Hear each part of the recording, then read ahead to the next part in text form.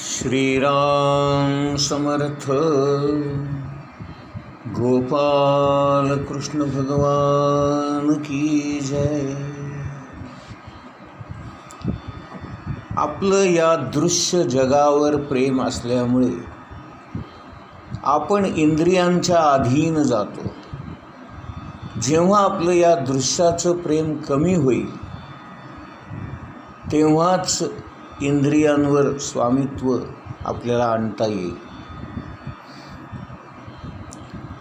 आकळी जे अंतःकरणे म्हणजे इंद्रियांना आपण आपल्या ताब्यात ठेवणे. जो कोणी या इंद्रियांच्या ताब्यात गेला की त्याला भ्रम होतात आणि तो या दृश्य जगामध्ये या दृश्यामध्ये रमू लागतो. सबंध जग हाच मुळी एक भ्रम आहे असं समजाल. त्या भ्रमामध्ये आपण गुंतून पडतो आणि इंद्रियाद्वारे आपण गुंतत असतो. इंद्रियांवर स्वामित्व कसं मिळवायचं तर आपलं जे आपल्या देहावर प्रेम आहे आणि या देहाकडून मला सुख मिळेल ही जी आपल्या मनामध्ये भावना आहे, मुळात आपल्याला ही भावना घालवली पाहिजे. माझ्या सुखाच्या कल्पना बदलल्या पाहिजेत.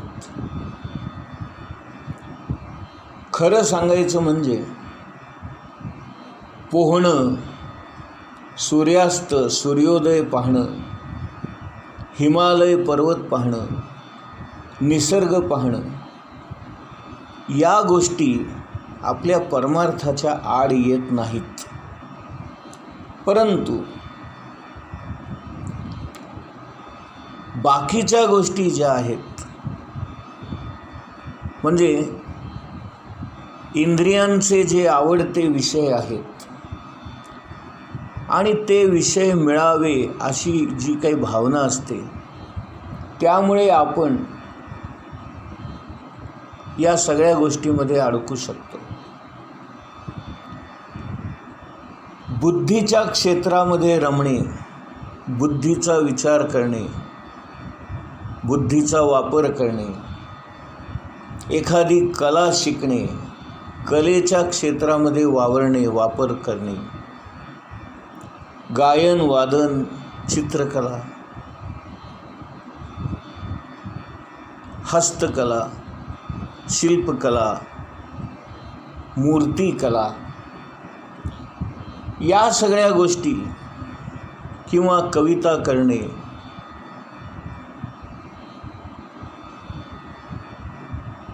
या सगळ्या गोष्टी आपल्याला आनंद देतातच, परंतु परमार्थाला या थोड्या जास्त जवळच्या असतात. आणि म्हणून असं म्हटलं जातं, गायन, वादन, चित्रकला, मूर्तिकला, कविता या सगळ्या ज्या कला आहेत त्या आपल्याला भगवंतापर्यंत जायला उपयोगी पडतात आणि परमार्थाला सहाय्यक ठरतात. आणि याच्याही पेक्षा सर्वात जास्त मूल्य कशाला असेल तर ते आत्मदर्शन किंवा परमात्मदर्शन या गोष्टीला. अशा प्रकारे आपल्या सुखाच्या कल्पनांचा विस्तार झाला पाहिजे आणि त्या अशा वरच्या दर्जाला किंवा वरच्या थराला जाऊन पोहोचल्या पाहिजेत. बालपणापासूनच आपल्या सुख मिळवण्याच्या कल्पना वेगवेगळ्या असतात. लहानपणी आपल्याला आईच्या मांडीवर बसण्यामध्ये, आईच्या कुशीत शिरण्यामध्ये सुख वाटतं. नंतर खेळण्यामध्ये सुख वाटतं. नंतर मित्रांमध्ये सुख वाटतं. त्याच्यानंतर पैशामध्ये सुख वाटतं. अधिकार, पद याच्यामध्ये सुख वाटतं. मग लग्न झाल्यानंतर बायकोकडून सुख मिळेल अशी अपेक्षा असते, बायकोला नवऱ्याकडून सुख मिळावं अशी अपेक्षा असते. त्याच्यानंतर मुलाबाळांमध्ये आपण सुख पाहतो, त्याच्यानंतर नातवंडांमध्ये सुख पाहतो. अशा प्रकारे आपण सुख शोधण्याचा आयुष्यभर प्रयत्न करत असतो. पण या सगळ्या गोष्टींकडून, या दृश्य गोष्टींकडून जे काही सुख मिळेल ते तात्पुरतं असतं आणि अंतिमतः दुःखदायकच असतं. काहींना खाण्यामध्ये सुख वाटतं, काहींना झोपण्यामध्ये सुख वाटतं, काहींना फिरण्यामध्ये सुख वाटतं, काहींना सिनेमा नाटकं पाहण्यामध्ये सुख वाटतं, काहींना प्रवास करण्यामध्ये सुख वाटतं, काहींना यात्रा करण्यामध्ये सुख वाटतं. ही सुद्धा सर्व प्रकारची सुख जी आहेत ती एकतर त्रासदायक असतात, दुःखदायक असतात, आपल्याला श्रम घडतात, यातना घडतात, पैसा खर्च होतो. आणि म्हणून या सुखांकडून आपल्याला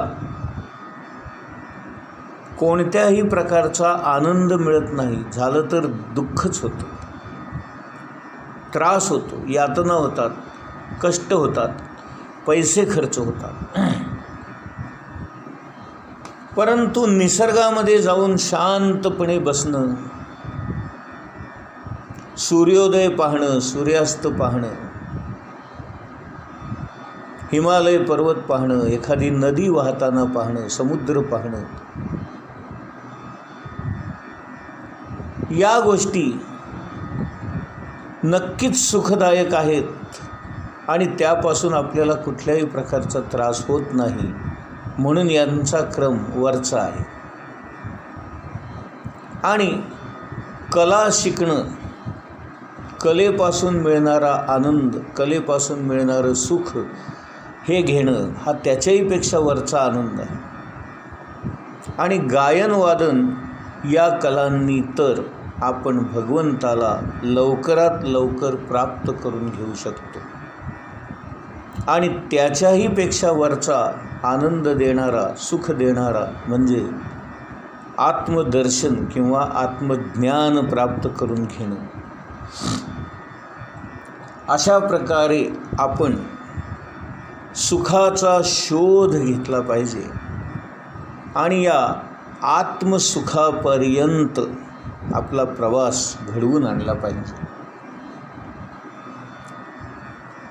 आता आपण 112वी ओवी बघूया. ज्ञानेश्वर महाराज म्हणतायत, इंद्रिये विषय सेविती तेथ हर्ष शोक उपजती, ते अंतर आप्लविती संगे येणे. आता या ओवीमध्ये ज्ञानेश्वर महाराज आपल्याला इंद्रियांचा स्वभाव कसा आहे ते सांगतात. ते म्हणतात, ते अंतर आप्लविती संगे येणे, म्हणजे यांच्या संगतीने, कुणाच्या? विषयांच्या संगतीने आपण बुडून जातो. आप्लविती म्हणजे इंद्रिये जेव्हा विषयांच्या संगतीमध्ये येतात तेव्हा आपल्याला बुडवून टाकतात. म्हणून विषयाची संगत ही आपल्याला अधःपतनाकडे घेऊन जाणारी असते. इंद्रियांच्या सुखाच्या पलीकडे आपल्याला काहीच दिसेनासं होतं आणि मनामध्ये, चित्तामध्ये, अंतरंगामध्ये हे विषय सुख भरून जातं. म्हणून भाग्यवान माणसं कुणाला म्हणायचं की ज्यांची देहबुद्धी कमी होत चालली आहे किंवा नाहीशी होत चालली आहे आणि ज्याला या विषयांपासून मिळणाऱ्या सुखाची अजिबात इच्छा नाही किंवा हाव नाही. जी माणसं या विषय सुखाबद्दल किंवा इंद्रियांच्या भोगाबद्दल उदासीन असतात ती माणसं खऱ्या अर्थाने भाग्यवान असतात. त्यांना इंद्रिय सुख किंवा विषय सुख मिळालं तरी काही वाटत नाही आणि नाही मिळालं तरी काही वाटत नाही. त्यांची अवस्था कबीर महाराजांसारखी असते, ये भी वहवा वो भी वहवा. आणि अशी माणसे भोग भोगत असून सुद्धा मनाने मात्र त्या भोगांपासून आणि त्या इंद्रियांच्या तृप्ततेपासून अलिप्त राहतात. ही त्याच्याही वरची अवस्था आहे असं आपण समजावं. आणि सर्वात उच्च अवस्था कोणती असेल तर आतमध्ये अत्यंत शांत राहून वरवर जो रागावल्याचं उत्तम नाटक वठवतो असा माणूस सर्वात श्रेष्ठ समजावा. 113वी ओवी आपण आता पाहू. जया विषयांचा ठाई एक निष्ठता काही नाही, तेथ दुःख आणि काही सुखही दिसे. ज्ञानेश्वर महाराज म्हणतात की असं काही आहे का की या जगामध्ये इंद्रिये फक्त सुखच देऊ शकतात? अजिबात नाही. कारण इंद्रियांचं जे सुख असतं ते तात्पुरतं असतं. भोग मिळाले की सुख वाटतं आणि भोग नाही मिळाले की दुःख वाटतं. आणि एका विशिष्ट मर्यादेच्या बाहेर जरी भोग मिळाले तरी त्याचा वीट येतो किंवा ते नकोसे वाटतात. आणि जास्त मिळत राहिले तर ते नको वाटतात, वीट येतो आणि त्यापासून त्रास होतो, दुःख होतं. म्हणून इंद्रिये आपल्याला नेहमीच सुख देतील असं मानणं हा एक मोठा भ्रम आहे. इंद्रियांपासून आपल्याला तात्पुरतं सुख मिळतं, परंतु जास्त प्रमाणामध्ये आपल्याला दुःखच प्राप्त होतं. इंद्रिय ही अशी आहेत आणि त्यांचा स्वभाव असा आहे, त्यामध्ये निश्चितपणाने काही आपल्याला सांगता येत नाही. शिवाय आपल्या आवडीनिवडीसुद्धा एकसारख्या कायमच्या राहत नाहीत. आज एखादी गोष्ट आपल्याला आवडते म्हणजे तीच गोष्ट उद्याही आवडेल असं सांगता येत नाही. आता माझ्याच बाबतीत जर बोलायचं झालं तर मी एकेकाळी सिनेमा संगीताचा अत्यंत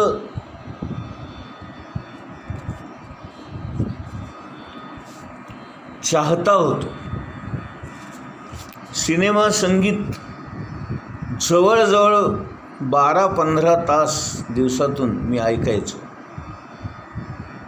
तुम्हाला खोटं वाटेल पण माझ्या लहानपणी बिना का गीतमाला म्हणून सिलोन या रेडिओ केंद्रावर दर बुधवारी 8 ते 9 असा हा गाण्याचा कार्यक्रम असायचा. त्याची जवळजवळ 20 वर्ष दर आठवड्याला कोणती गाणी कोणत्या नंबरला लागतात हे दर बुधवारचं मी लिहून घेतलेलं अशा 20 वर्षाच्या वह्या माझ्याकडे होत्या.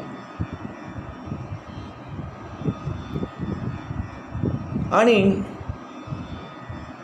त्या सिनेमा संगीताचा माझ्यावर असा काही परिणाम झाला की मी कायम त्याचाच विचार करत होतो. मला जवळजवळ 10,000पेक्षा जास्त गाणी त्यातल्या मधल्या म्युझिक पीसेस सकट पाठ होती. मी ती म्हणत होतो, वाजवत होतो मला सर्व प्रकारची वाद्य वाजवता येत होती. अशी माझी सिनेमा संगीताची प्रचंड आवड होती. परंतु 1992 साली माझ्या आयुष्यामध्ये जेव्हा क्षीरसागर महाराज आले आणि का कोण जाणे, तेव्हापासून मला भक्ती संगीत आवडायला लागले आणि त्यातही मराठी भावगीतं, भक्तिगीतं मला आवडायला लागली. आणि सिनेमा संगीत नको वाटायला लागलं. आणि आज माझी अवस्था अशी आहे की आज भक्ती संगीताशिवाय मी बाकी काही ऐकतही नाही आणि बाकी काही म्हणतही नाही आणि बाकी काही वाजवतही नाही. आणि सध्या माझी अवस्था अशी आहे की आता मला तेही नकोसं वाटायला लागलं. आता फक्त शांत बसावं, नामस्मरण करावं, भगवंताचं मनन चिंतन करावं आणि या गोष्टीमध्ये रमावं.